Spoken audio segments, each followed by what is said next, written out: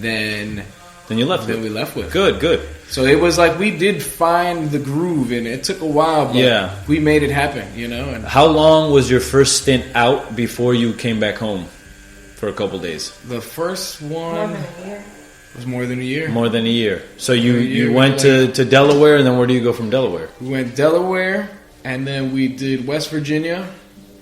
No, was it Delaware? Delaware to D.C. and Maryland. Yeah, and then through Virginia. Then we went Virginia, West Virginia, Kentucky, Tennessee, and then back to North Carolina, South Carolina, Georgia. We broke down in Georgia. What was that like? Definitely broke down in Georgia. And we were in like the middle, like by Macon and Elko. Yeah. We were in Elko, Georgia, trying to get to Macon, and we broke down and then got like kind of scammed by these mechanic guys. Mm-hmm. And people down south are really nice. They're even nice when they're scamming. Yeah, they're so nice. You don't You're like, wow, man, this guy like showed me so much love right now, and then you find out you're paying like you for like way too much money for some tires and shit. Yeah, and you realize like we're paid like 3-4 times the price for these. It's shitty always tires. on a road trip you always think that going to the car dealership that's like a mom and pop one is going to help you, but honestly, go to the fucking dealership. The corporate. Go to the corporate one because they're not going to fuck you over. Well, we were like totally stranded. Yeah, I'm sure. We were totally stranded. There was no Volkswagen dealership anywhere. Yeah, and what happened to us it was at night. Yeah, I think you're thinking about South Carolina's breakdown, which actually happened before the Georgia breakdown. But we broke down two times in the first month, and we were like... Yeah, that first month was... I mean, I had planned this whole thing down to a science, and we were 2 months behind schedule, like a month in. So, but whatever, it worked out that way. I mean, it was foretelling, right? Foreshadowing. It was foreshadowing a lot of what the trip was actually going to be like. Yeah, for sure. And it turned into like living on vacation and then going to work sometimes. Gotcha. Which was a beautiful vibe. For sure. More vacation than working. That's amazing. Yeah. Chasing the summer, driving to where it's warm. It was cool. We left here in November, and by the time we got down to Florida, for like New Year's, Christmas and New Year's. Mm-hmm. So for the 2 months that we were driving down south, we were like in fall. Like the leaves were changing. Beautiful. It was like that for 2 months down. We experienced fall. Gotcha. Which was Natalie's favorite season. Yeah. And so you're in Florida, and then you're like, well, time to go west. Time to go west. We went up to Alabama, and then what is that? Mississippi, Louisiana. We ended up in Louisiana, and for Mardi Gras. We were down in New Orleans, just happened to be there for Mardi Gras. Okay. And then we were like, fuck it. Like the Mardi Gras. The Mardi Gras. I have not seen that yet. How was it? So it's fucking nuts. It's a lot of fucking we were people. messaging you the whole time. Oh, yeah, that's right. The food, we ate at Acme Oyster. Oh, Acme Oyster was a bomb. New Road Orleans, trip, probably. man. That's where I hit that on my road trip. I was like, yo, this is awesome. I gotta say, some of my favorite food in this country. Yeah, for sure. And some of my favorite food and stuff you recommended us to. Go here, go there. I'm like, well, we're going there. Yeah, I mean, when I vacation, that's what I vacation for. Is like, where am I going to eat? I don't even care what the fuck, what is there, like landmarks and shit. I think now I care about that shit, but before it was like, where am I going to eat? Just restaurants, So you moved west, and at that point, you had already been to California, but I don't think you had, right, Natalie? Was that the first time I'd gone to California? I think it was. Yeah, it was the first time. We visited you. You had visited me before the trip, right? Okay, got you. That's when you first tattooed me. That's where you exactly. Got you. But visiting you was the first time we'd been, and then and you were like, "This is amazing." Yes, literally, like wow. And then it's a special place. We really did fall in love with California, but I think like we were on our way there, just kind of falling in love with everything. Yeah, like just like noticing that like. Wow, people really aren't as shitty as we think that they are, Yeah. And people would look at us, right, because we're from up north, and be like, like they think that people from up here are like such dicks, and I mean I understand that, right? Because like we go down there, And they're really nice to you. Even when they're scamming you, they're nice. I mean, like at this point, you can be nice even if you're Really being a dick. nice, Like, you can be nice. They really teach you a lot about yourself because we had to soften so much, Before people would say hi to you on the street up here and you're like, I don't want none, right? Exactly. I'm good. I'm not buying magazines. I'm not buying it. I don't know what you say good morning. Or something. Yeah. Like, I don't want your CD. I don't want your mixtape. Yeah. Actually, that's something that I always will do. If there's a rapper out there that is like trying to sell his mixtape, I'll always buy the mixtape. Always buy the mixtape. I always buy the mixtape. I feel like that's a good... Because you never know. Yeah. You never know. Yeah, because I knew you would. One time you were in Shoot the your city. shot. Yeah, I got scammed. That guy, he put a good move. What'd he do? He was just like, yo, what's your name? And I was like, fuck, Manny. And he grabbed the CD. He was like, to Manny. Then you had to buy it? And I had to buy it. I was like, there. He was like, who else is he going to sell that shit to now? You're going to have to find another man. Yo, he's pulling on your heartstrings. I was like, damn, you did get me, man. I was like, I respect your hustle. I respect the hustle. That's always important. Tattoos coming along great. Yeah. At least got the outline down. Yes. Yeah. Looks good. Yeah. That looks awesome. Thanks. Yes. Which one are you using? This is not the 3. That's like a super tight 3? That's a tight 3, yeah.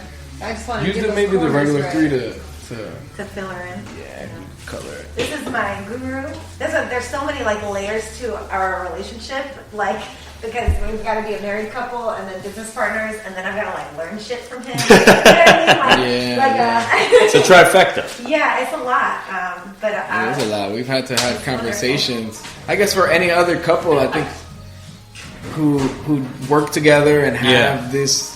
I wonder how they find that balance. Yeah, how they find that balance. We've actually had to have conversations, literally, where it's like, all right, this is business partner to business partner. Yeah. And now this is business partner to artist. And now this is artist to business, and then like husband artist to artist, and husband to. Gotcha. So you need to have those conversations from the different. Got you. Viewpoints of view. So you're like, who you being right now? 1, 2, or 3? Yeah. Kind of thing. Yeah. It'd be like, is this my husband talking to me, or is this my business partner, or is this my employer? Right? Be like, because two of those people are going to get slapped. Yeah. Because like 2 of these aren't working out. I hear that. I've had to like joke with him because like we have to go home and sleep together after this. Yeah, exactly. Like, you want to have like sex later. Like, we gotta be friends, like at work too. Like we gotta. I hear you. Yeah. I mean, fine-tune it. Yeah, we have to fine tune it, and you have to have those different points of view because then you'll start to realize, like, husband and wife, we are always there for each other, always got each other's back. Always is love and support, and we want the best for each other. The world. It's us versus the world, and that was this is what we got from the trip, because it was every new state, and now it's Natalie and Manny versus West Virginia. Yeah, you know what I'm saying? Natalie and Manny versus Kentucky versus every fucking place that we went because it was just us, and we had to make this shit work. Yeah. So as a relationship, we've been solid, and then when you start throwing in all the other stuff. Then it would have to be like, all right, so this is the business partner talking to you. Like, your husband loves you and I support you all the way, but as a business, these things we have to address and whatever. So it's not like personal. Yeah. This is like shit that has to get done. For sure. And having it broken down into like the different people talking to each other, we found like... it helps us a lot. Success. It helps us not fight. Yeah, for sure. Sleep together at the end of the day. No, I hear you. There's a lot at play and a lot against you. Yeah. You know, there's like multiple things that could turn it bad in one day. Because you guys are doing something that I vowed I would never do after I did it one time. And that's work with my spouse. Never in my fucking life. Yeah. Because I never, and I never had the time to address it and work through it. And I'm sure I could if I, definitely work through it. But being in a relationship with someone and working in a kitchen especially was like, no. I feel like in some ways, like, he was a really harsh boss.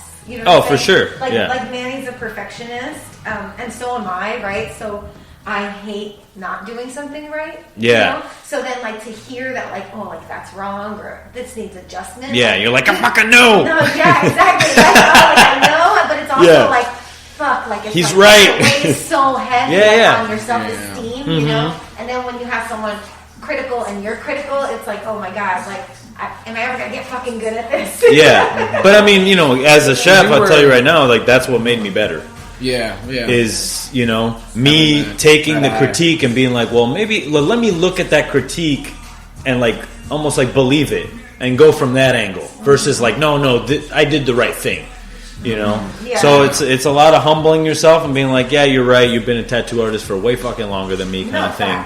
You know what you don't know. Exactly. Like, I came into it from a different angle because I've got 10 plus years of customer service. Exactly, sensitivity training. So that's what you get. That's what you get managed. Trauma-informed care. Yeah. Right. Like I came from a gas station. Like, yeah.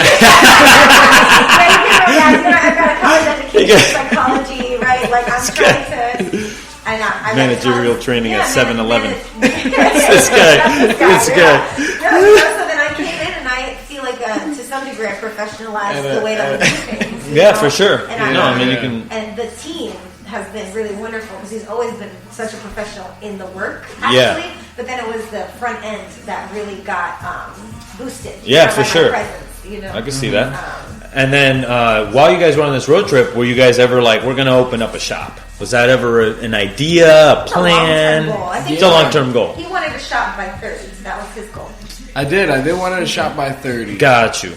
And I wanted to shops like the dream goal was kind of, you know, we fell in love with so many cities, and I would love to have like a little shop or even a partnership with other artists in shops in different cities. Yeah, all over in some of our favorite cities that I could jump back and forth, but also the artists that I have under me can use this for them to jump around. Yeah, and also travel.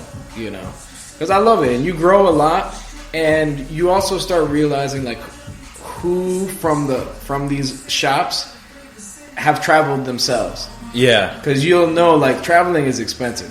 So what that artist is going through, some shops and owners who don't know that life, they aren't empathetic to the struggle and the kind of just work and foundation you're putting in. You know?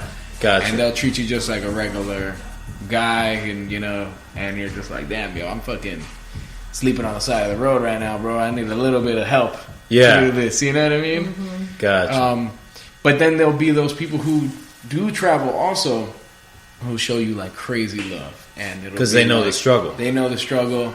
So a good friend of ours now is a guy named Ty Harris down in Austin, Texas, right outside of Austin. Yeah. And literally the day we met him, he's like, "So where you guys staying at?" And we're just like, "Well, we don't really know yet. We're trying to find a spot." He was like, "Listen, I know what you guys are going through. I actually was couch surfing, and I did like a little circuit like how you guys are doing, but I was just in my car." He's like, "Come stay with me. I got extra guest bedroom, guest bath. Like, don't even trip. This is where you guys are staying this whole week." Just meeting us. And that shit was amazing. Girlfriend or wife. His wife was running the shop. Mm-hmm. So the dynamic between them was really similar to us.